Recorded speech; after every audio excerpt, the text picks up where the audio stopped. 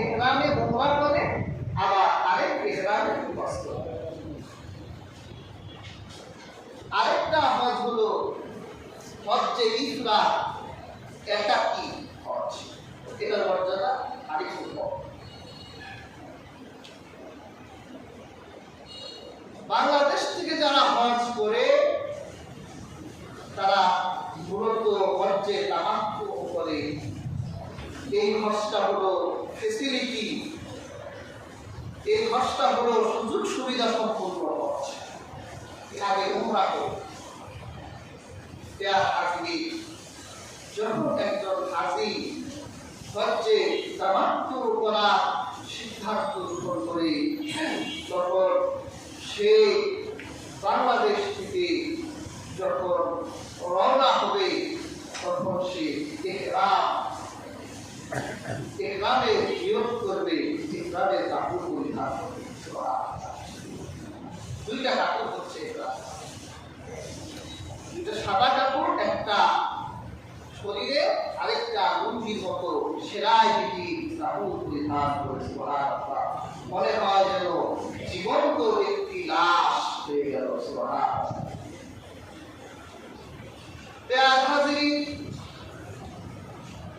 যখন কোনো ব্যক্তি ইহরাম করে ফেলে, ইহরামের নিয়ত করে, যখন কোনো ব্যক্তি ইহরামের নিয়ত করে ফেলে, তখন তার জন্য অনেকগুলো কাজ হারাম হয়ে যায়। যেমন ইহরামের কাপড় পরিধান করার পর, ইহরামের কাপড় পরিধান করার পর সে আর মাথার চুল আঁচড়াতে পারবে না। তার জন্য মাথার চুল আঁচড়ানো নিষেধ হয়ে গেল। সে আর শরীরে সুগন্ধি লাগাতে পারবে না, হাতের নখ কাটতে পারবে না, শরীরে তেল দিতে পারবে না। জীবন্ত একটা লাশের মতো হয়ে যাবে। তার দুনিয়াবি অনেক হারাম কাজ তার জন্য নিষেধ হয়ে যাবে। সে আর এই কাজগুলো করতে পারবে না। ইহরামের পোশাক পরিধান করে সে 2 রাকাত নামাজ আদায় করবে। এরপর সে নিয়ত করবে, হে আল্লাহ, আমি হজ্জে তামাত্তু উমরা হজের নিয়ত করলাম, আমার উমরা হজকে সহজ করে দেন, আর আমার উমরা হজকে আপনি আল্লাহ কবুল করে নেন।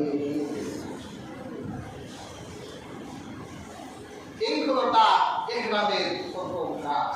ইহরাম করা উমরা হজের ফরজ।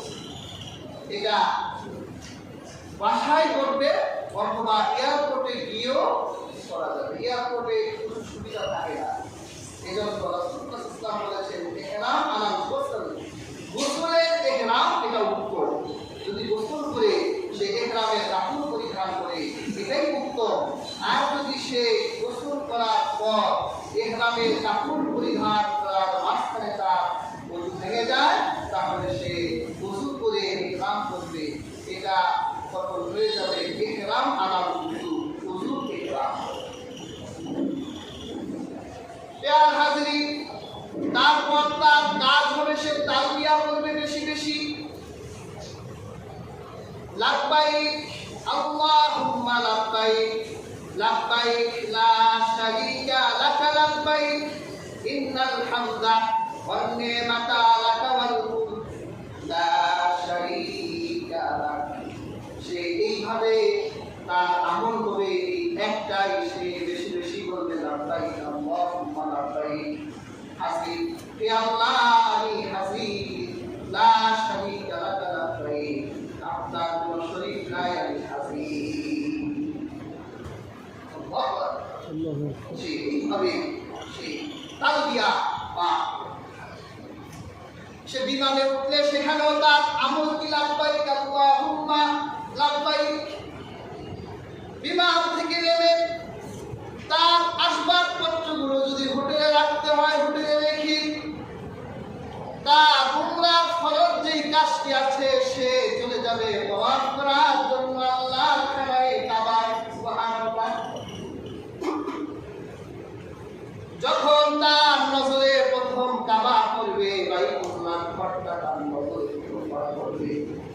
হাদিস শরীফে রহমতের নবী বলেছে তখন সে দুই হাত তুলে আল্লাহর কাছে দোয়া করতে, কারণ আল্লাহ রাব্বুল আলামিন সারা দুনিয়ার কেন্দ্র বানিয়েছেন এই কাবাকে। সুবহানাল্লাহ। শুধু তাই নয়, দুনিয়ার যত নবী ছিল সমস্ত নবীকে আল্লাহ কাবা কেন্দ্রিক করেছেন। আল্লাহ তাআলা আরশে আজিম থেকে যেই রহমত দুনিয়াবাসীর জন্য নাযিল করে, এই রহমত সবার আগে আল্লাহ কাবার গায়ে ঢালেন, আর কাবা থেকে রহমত গোটা দুনিয়ায় আল্লাহ ছড়ায় দেন। সুবহানাল্লাহ। এই রহমতের কাবা যখন আপনার নজরে প্রথমবারের মতো পড়বে, আপনি যদি ইমানদার হন আর মক্কা মদিনার ভালোবাসা আপনার হৃদয়ে থাকে, তাহলে আপনার চোখের পানি অঝরেই ঝরতে থাকবে। এই চোখের পানি নিয়ে যদি কাবার সামনে দুটি হাত তুলে আমার আল্লাহর কাছে যদি আপনি মোনাজাত করে, আমার আল্লাহর কাছে দোয়া করে, তাহলে আপনার দোয়া অবশ্যই আমার আল্লাহ কবুল করবেন। আপনি কাবা শরীফের 4টা কোণা, কয়টা কোণা? একটা কোণার ভিতর আছে হাজরে আসওয়াদ।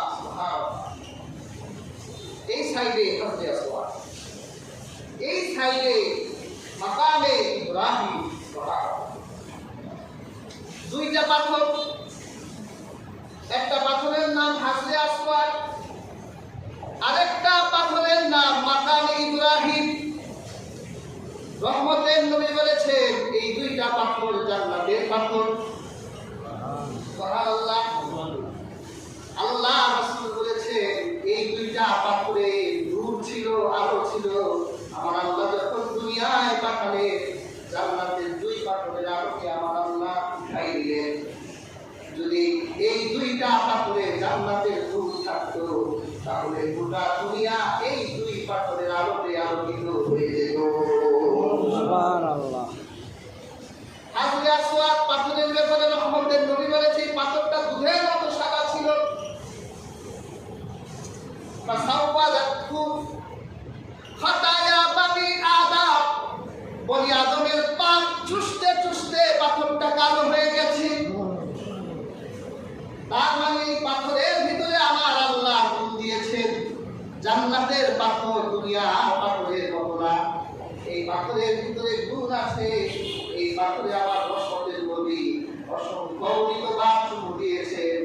এই জন্য হযরত ওমর বলতেন, এরে হাজরে আসওয়াদ, তুমি শুধু একটি পাথর, তোমাকে আমি চুমু দেই, কারণ তোমার গায়ে রহমতের নবী চুমু দিতেন।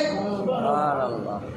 রহমতের নবী চুমু দিতেন বলে আমি তোমারে চুমু দেই।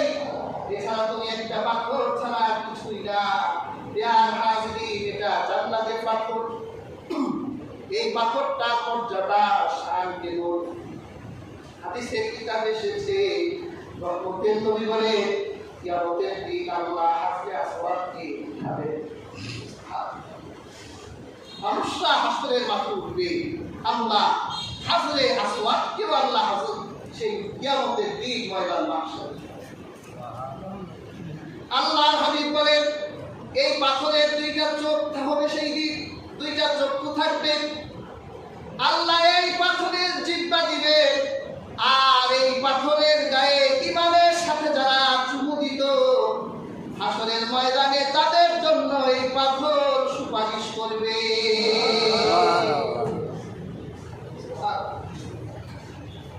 ওই পাথরে হাজরিন, এখন তো অনেক মানুষ হয়, চুমু দেওয়া যায় না। বিশেষ করে আমাদের এই অঞ্চলের মানুষের গায়ের শক্তি এমনি কম, এরা চেষ্টা করলেও এই ভিড়ের ভিতরে চুমু দিতে পারে না। এই জন্য রহমতের নবী দূর থেকে চুমু দেওয়ার পদ্ধতিও শিখিয়ে দিলেন। আপনি তওয়াফে যাবেন, হাজরে আসওয়াদকে বাম দিকে রেখে, দুদিকে থাকবে, বাম দিকে হাজরে আসওয়াদ থাকবে। হাজরে আসওয়াদের সোজা আরব সরকার একটা সবুজ রঙের লাঠি দিয়েছে, ওই লাঠিটা ডান দিকে রেখে আপনি দুই দিকে তাকাবেন, পজিশন ঠিক হিসেবে। এই পর্যন্ত আপনি ইহরামের তালবিয়া বলতে পারবেন। যখন তওয়াফ শুরু হবে তালবিয়ারা আপনি তাসবিহ পড়বেন সুবহান। আপনি এরপর হাজরে আসওয়াদের দিকে ঘুরে দুইটা হাত নামাজে যেরকম সামনে ঘুরে এরকম কানের নতি বরাবর দুটি হাত হাজরে আসওয়াদের দিকে দিয়ে আল্লাহু আকবার বলে আপনি চুমুক খাবেন। রহমতের নবী বলেছেন আপনার জীবনের গুনাহ ওই পাথর চুষে নিয়ে যাবে। সুবহানাল্লাহ। সম্ভব হলে সরাসরি চুমুক দেখতে পারাটাই উত্তম। তাওয়াফ শুরু হলো, তাওয়াফে তাসবিহ পড়বেন বেশি বেশি। আল্লাহর হাবিব বলেছেন তাওয়াফকারীর প্রত্যেক পদক্ষেপে আল্লাহ পাক একটি গুনাহ মাফ করে দেন, একটা নেকি লিখে দেন। আরেক বর্ণনায় এসেছে কোন দাস যদি কেউ মুক্ত করে, একটা দাস মুক্ত করার সওয়াব আল্লাহ একজন তাওয়াফকারী আমলনামায় লিখে দেন।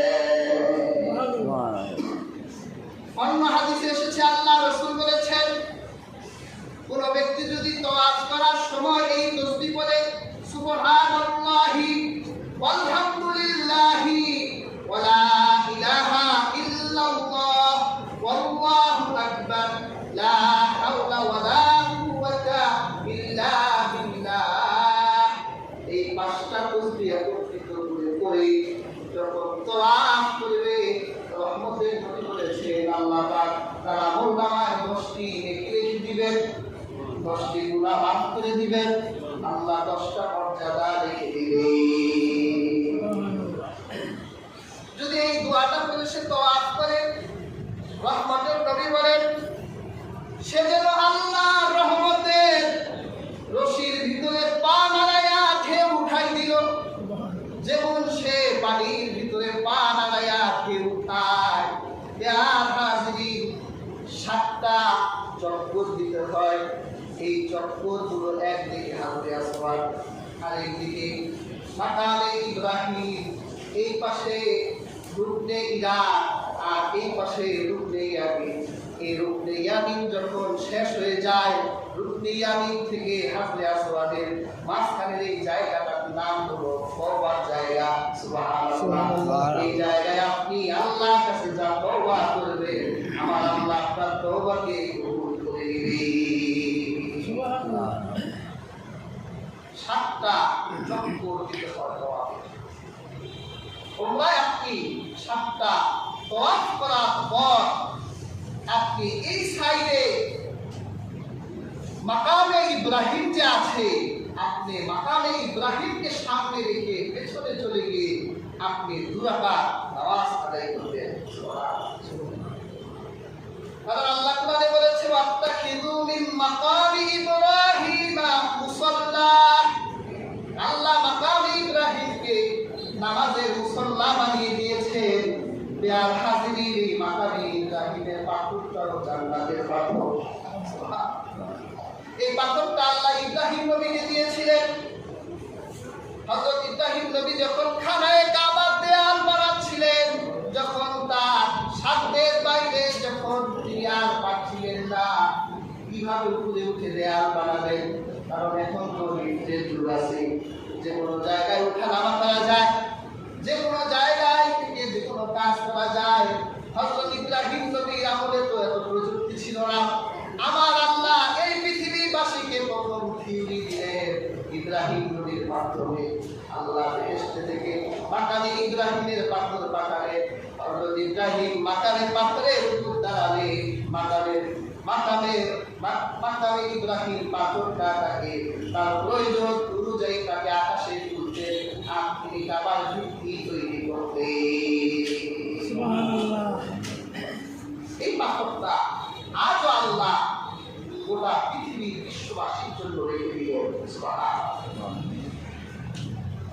প্রিয় হাজিরিন, 2 রাকাত নামাজ সমাপ্ত হয়ে গেলে এই দিকে সাফা পাহাড় আছে। আল্লাহ কোরআনে বলেছে ইন্নাস সাফা ওয়াল মারওয়া মিন শাআইরিল্লাহ, সাফা আর মারওয়া পাহাড় হলো আমার আল্লাহ শিয়ার, আমার আল্লাহ চিহ্ন। সুবহানাল্লাহ। এই 2 পাহাড়ে 7 বার কারণ এই পাহাড়ে আমার আল্লাহ ইতিহাস লিখেছেন। হযরত ইব্রাহিম নবীর স্ত্রী যখন হযরত ইব্রাহিম নবী তার স্ত্রীকে এই নির্বাসনে এই সাফা পাহাড়ের পাদদেশে যখন রেখে গেলেন, আর হাজির এই এলাকাটা তখন জনমানবহীন প্রান্তর ছিল, চারিদিকে কোনো মানুষ ছিল না। যেদিকে তাকায় শুধু মরুভূমি ছাড়া কিছু দেখা যায় না। এই জায়গায় ইব্রাহিম তার স্ত্রী আর সন্তান ইসমাইলকে রেখে যখন চলে যাচ্ছিলেন, হাজেরা বলল, আপনি আমাকে জনমানবহীন প্রান্তরে রেখে যাচ্ছেন, এটা কি আমার আল্লাহ চাওয়া? ইব্রাহিম নবী কথা বলতে পারছেন না, ইশারায় বোঝালেন যে হ্যাঁ, আল্লাহ তোমাকে জনমানবহীন এই প্রান্তরে রেখে যেতে বলেছেন। তখন হাজেরা এমন তাকওয়া আল্লাহর উপর রাখতে, ঠিক আছে স্বামী আপনি চলে যান, যদি আল্লাহ আমাকে এখানে রাখার নির্দেশ দেন তাহলে আমি আল্লাহর উপর ভরসা রাখলাম, আমার কোনো ভয় নাই। সুবহানাল্লাহ। তোমার মতো মালিক যাদের আছে, বিপদ বালাই তুচ্ছ তাদের কাছে, তুমি আছো যার কাছে, যা কিছু সবই নগণ্য, ধন্য আমি ধন্য, শুধুই তোমার জন্য।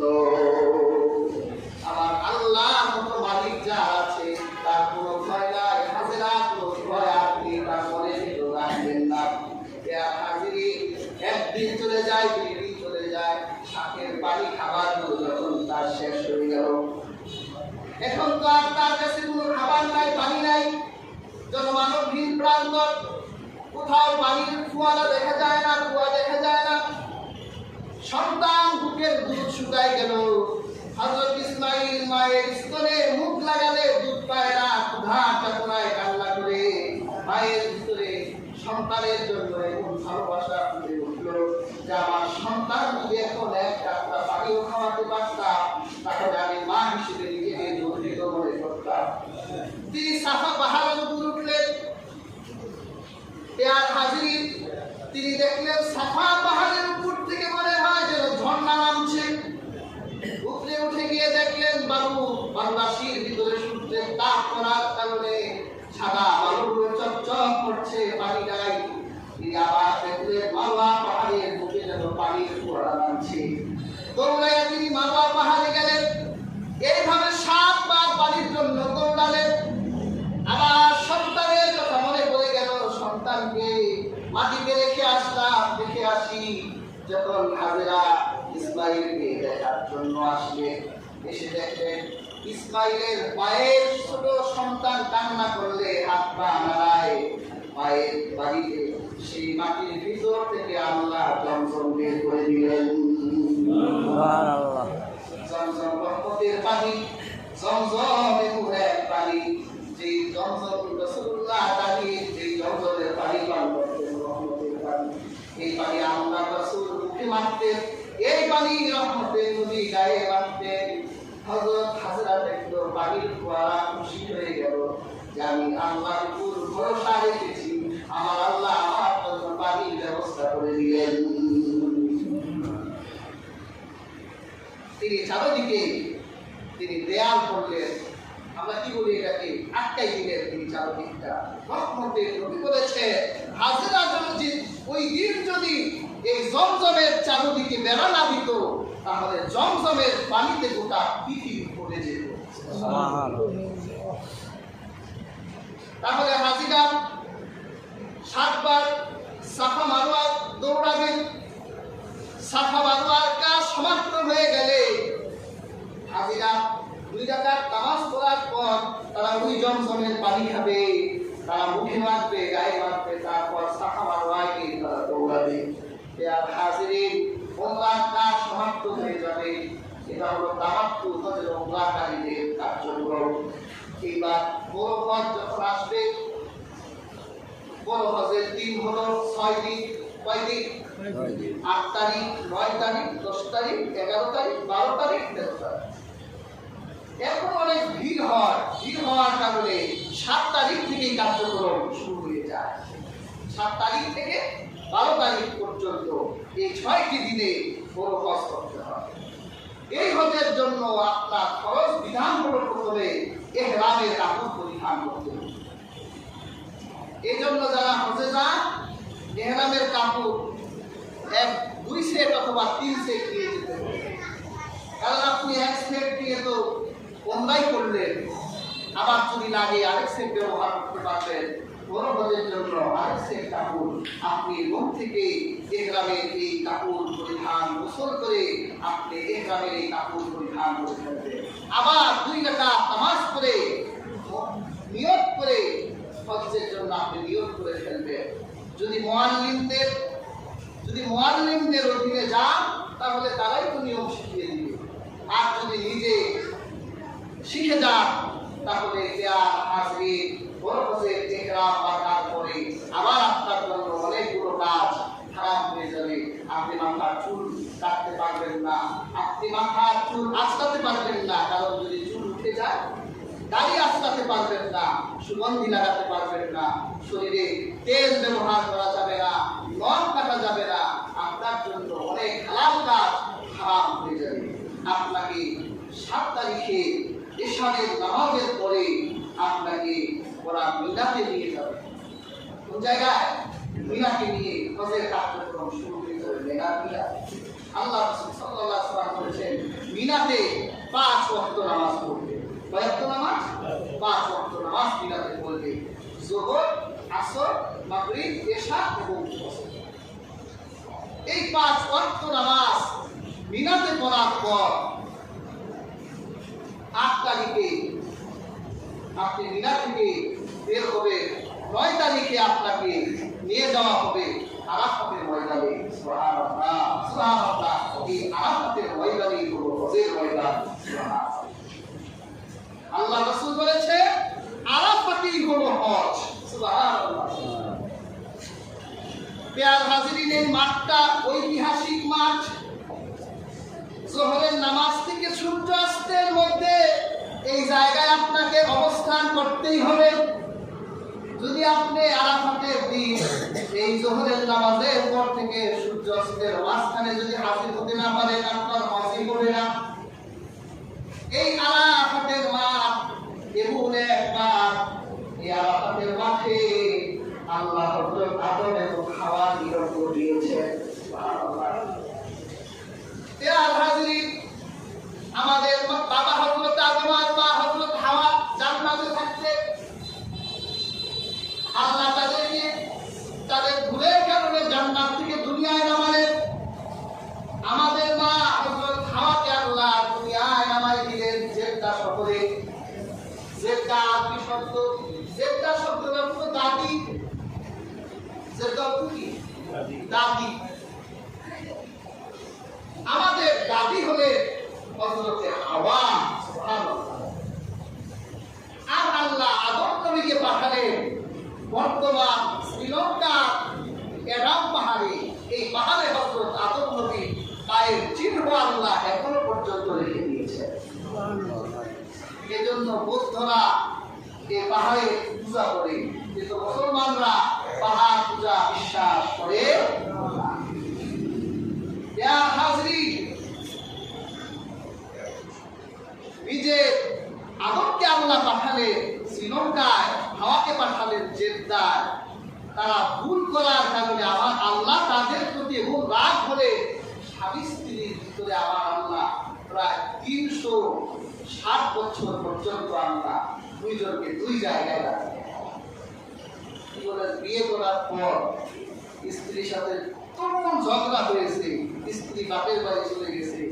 আপনি রাগ করে 1 বার 2 বার পারলে 1 বছরই থাকতে পারেন, তারপরে স্ত্রী দেখতে মন চায় না। স্ত্রীর মন চায় স্বামীকে দেখতে। আমরা 2, 4, 5 মাসেই দেওয়ানা হয়ে যায়।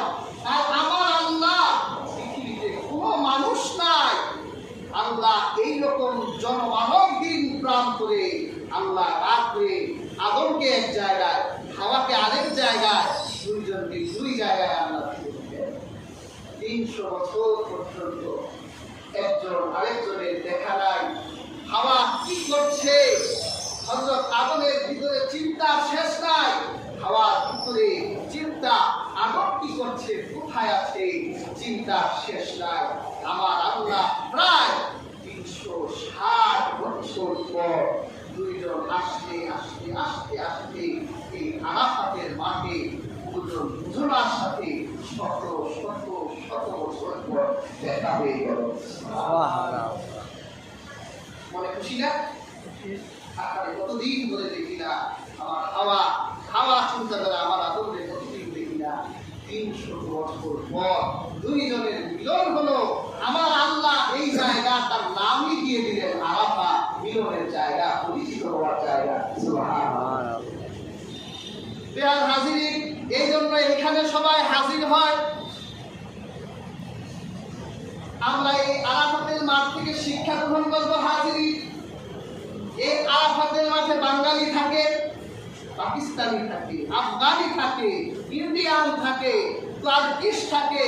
পৃথিবীর সমস্ত দেশের মানুষগুলো এক জায়গায় জড়ো হয়ে বিশ্ববাসীকে জানান দেয় আমাদের দেশের ভিন্নতা হতে পারে, গায়ের রঙের ভিন্নতা হতে পারে, আমাদের ভাষার ভিন্নতা হতে পারে, সংস্কৃতি সভ্যতার ভিন্নতা হতে পারে, কিন্তু আমরা গোটা মুসলমান, গোটা পৃথিবীর সব দেশের মুসলমান এক মিল্লত, আমরা একটা দেহের মতো অভিন্ন।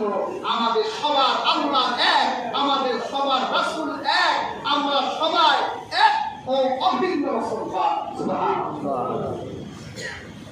বিশ্ববাসীকে জানান দেয়, কিন্তু আবার তারাই এই হজ থেকে বের হয়ে এসে নিজেরা রেশারেশিতে লিপ্ত হয়ে যায়। তাহলে এটা শিক্ষা হলো? আজকে আমরা বিচ্ছিন্ন বলেই তো তারা আমাদের আঘাত করতে পারছে। যদি আমরা একত্রিত হতাম তাহলে এই পৃথিবীর কুফরা তাগতি শক্তিরা আমাদের নাম নিয়ে তাদের পানি দিতে হতো। আজকে আমরা অভিন্ন, আমরা বিচ্ছিন্ন, আমরা মতানৈক্যে লিপ্ত। এই জন্য তারা আমাদের একজন একজন করেই সাইজ করতেছে। একত্র হবে আরাফাত থেকে, এবারের হজ থেকে এক ঐক্যের ভিত্তি নিয়ে ফিরতে হবে। এই হজের মাঠে, আরাফাতের মাঠে হাজিরিন মনে রাখবে, আমার আল্লাহ আরাফাতের দিন দুনিয়ার আকাশে চলে আসে। এই দিন আমার আল্লাহ এত বেশি জাহান্নামীকে মাফ করে দেন, শয়তান সবচেয়ে বেশি অপমানিত হয় আরাফাতের দিন। এত বেশি অপমান শয়তানের আর কোনোদিন হয় না। আরাফাতের দিন আসলে শয়তানের সবচেয়ে লজ্জা পায়, সবচেয়ে অপমানিত হয়, কারণ আমার আল্লাহ এই দিন আল্লাহ সবচেয়ে বেশি জাহান্নামীদের জান্নাতি বানায় দেয়। এই দিনের দোয়া পৃথিবীর শ্রেষ্ঠ দোয়া, এই দিনের রোজা উত্তম রোজা। হাজিরা এই আরাফাতের মাঠে 9 তারিখে তারা একত্রিত হয়ে তারা হজের মূল কাজ সমাপ্ত করে তারা রাতের বেলা তারা সেখানে জোহরের নামাজ আদায় করে, তারা আসরের নামাজ আদায় করে, কিন্তু আরাফাতের মাঠে তারা মাগরিবের নামাজ আদায় করে না। তারা মাগরিবের সূর্য অস্ত হওয়ার পর মাগরিবের নামাজ না করেই তারা মুজদালিফায় চলে যাবে। সেখানে যেতে যেতে প্রায় এশা হয়ে যায়, তখন একটা আযান হবে, 2 ওয়াক্ত নামাজ হবে। আযান হবে একটা, আযান হওয়ার পর আগে মাগরিবের নামাজ পড়বে, এরপর ওই আযানে এশারের নামাজ পড়বে। সেখানে তারা মুজদালিফা থেকে তারপর তারা মুজদালিফায় অবস্থান করার পর তারা তাওয়াফ করতে চলে যাবে। তাওয়াফের যে নিয়মগুলো বললাম, এই নিয়মে তাওয়াফ সমাপ্ত করে তারা আবার মাকামে ইব্রাহিমকে সামনে রেখে 2 রাকাত নামাজ আদায় করবে। 2 রাকাত নামাজ আদায় করার পর 10 তারিখের কাজ হলো তারা শয়তানকে পাথর নিক্ষেপ করবে। শয়তানকে পাথর নিক্ষেপ করার পর তাদের কাজ হবে কুরবানি দিবে। কুরবানি দেওয়ার পর তাদের কাজ হবে তারা মাথা চুল মুন্ডন করবে, মানে বেড়া মাথা হয়ে যাবে। আল্লাহ কোরআনে বলেন, মুহাল্লিকিনা রুউসাকুম ওয়া মুকাসসিরিন, তারা মাথা চুল মুন্ডন করে ফেলবে। প্রিয় হাজিরিন, হজে মাথা নেড়া হওয়া ছাড়া আমরা স্বাভাবিকভাবে যে মাথা নেড়া হই, এটা নাজায়েজ না, তবে স্বাভাবিকভাবে মাথা নেড়া করা মাকরুহ। যদি রোগ হয়, রোগের কারণে আপনি মাথা চুল করে যায়, কাকে ডাক মাথা হতে পারে, কিন্তু অনেকে ফ্যাশন হিসেবে ইচ্ছা করে কাক মাথা হয়, দেয়ার হাজির এটা মাকরুহ হয়, কারণ মাথার সৌন্দর্য নষ্ট হয়ে যায়। দেয়ার হাজির মাথা মুঠন করার পর তারা তওয়াফ করবে, এই তওয়াফটা তাদের জন্য খরচ করে দিয়েছেন আল্লাহ তাআলা। তওয়াফ করার পর তারা আবার মিনায় যাবে, 11 তারিখে আবার পাথর নিক্ষেপ করবে, আবার 12 তারিখে গিয়ে তারা পাথর নিক্ষেপ করে তাদের হজের কাজ সমাপ্ত করে ফেলবে। দেয়ার হাজির যে নিয়মগুলো আজকে আপনাদেরকে জানালাম, এই নিয়মে হজ করবেন, রাহমাতুল্লিল আলামিন এই নিয়মে হজ করতো। আল্লাহ তাআলা আমাদের প্রত্যেককে জানি হাজির মর্যাদা দেন, প্রত্যেকের জন্যই যাতে